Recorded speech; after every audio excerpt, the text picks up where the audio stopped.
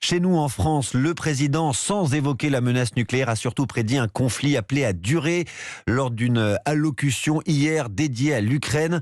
Discours très axé donc sur l'actualité internationale, mais Jacques Serret, entre les lignes, il était aussi difficile de ne pas lire les contours de sa future campagne électorale. Bonjour Jacques. Bonjour, oui, il a posé les bases, les fondements de ce qui sera son message dans les prochaines semaines. Face au péril de la guerre, Emmanuel Macron tente de se poser en père protecteur de la nation. Je n'ai et n'aurai qu'une boussole, vous protéger, a-t-il par exemple affirmé.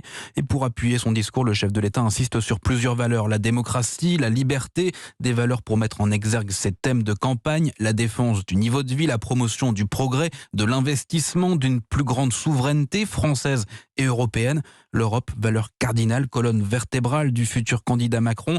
Si la France préside le Conseil de l'Union européenne durant la fin de son quinquennat, il compte bien utiliser cette fonction pour se démarquer de ses adversaires. D'ailleurs, de nombreux rendez-vous européens ont été fixés en plein milieu de cette campagne à venir, à commencer par la semaine prochaine, jeudi et vendredi, à Versailles, où Emmanuel Macron a convoqué un sommet pour un nouvel ordre économique de l'Union européenne. Et Jacques, le président n'a plus que 24 heures pour se déclarer officiellement candidat à sa propre succession. Comment ça va se passer sur la forme ? Alors, rien d'officiel n'a fuité du château jusqu'à présent, mais plusieurs pistes sont évoquées dans la Macronie. Une certitude, la déclaration de candidature d'Emmanuel Macron sera très sobre au vu du contexte. L'hypothèse qui revient avec le plus d'insistance, c'est celle d'une lettre aux Français publiée dans la presse quotidienne régionale.